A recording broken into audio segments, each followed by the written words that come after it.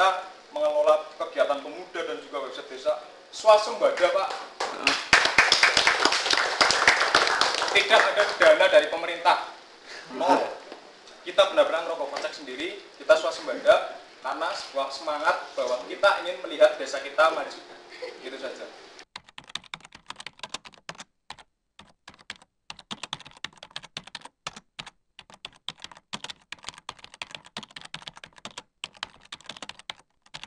Tapi Kenitan ID ini, makanya saya beri di situ genderang perubahan desa. Artinya bahwa semangat pemuda dari desa Kenitan ini telah membuat sebuah inspirasi yang akhirnya semuanya terdokumentasi dalam website desa Kenitan ini, Kenitan My ID.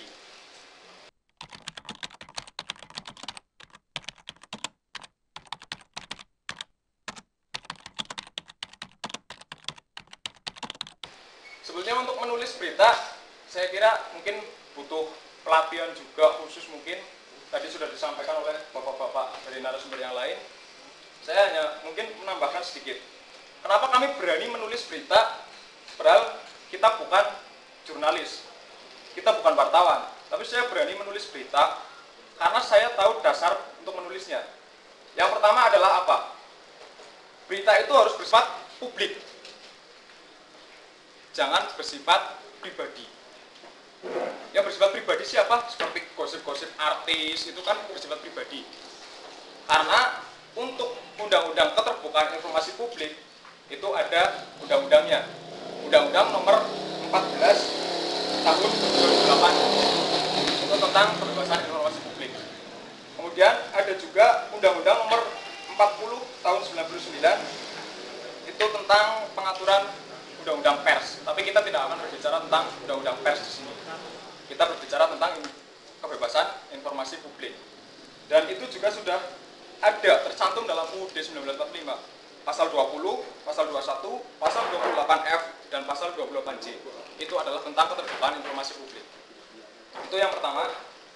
Berita itu harus bersifat publik.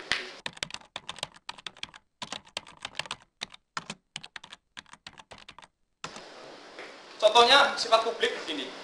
Misal, ada sebuah kejadian, Pak Kades meludah di kamar mandi. Itu kan sifatnya kan pribadi. Loh, itu urusannya Pak Kades kok. Kita ngapain ikut-ikutan? Toh dia juga meludah di tempat yang tepat.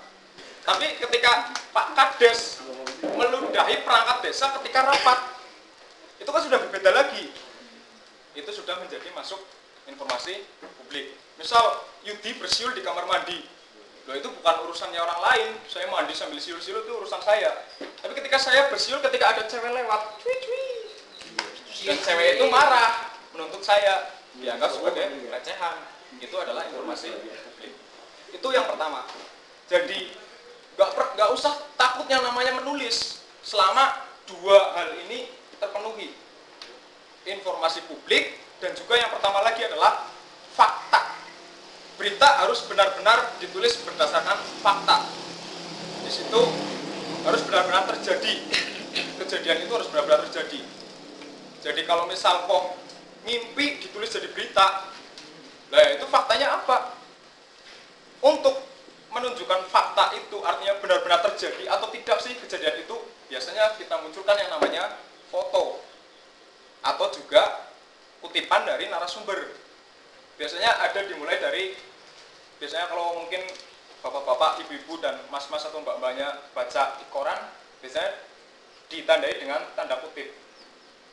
Disampaikan oleh siapa gitu. Misal Pak Kades meludahi perangkat desa ketika rapat, seperti disampaikan oleh Pak Kaur atau siapa. Itu kan biasanya ada narasumber yang dicantumkan di situ dalam berita.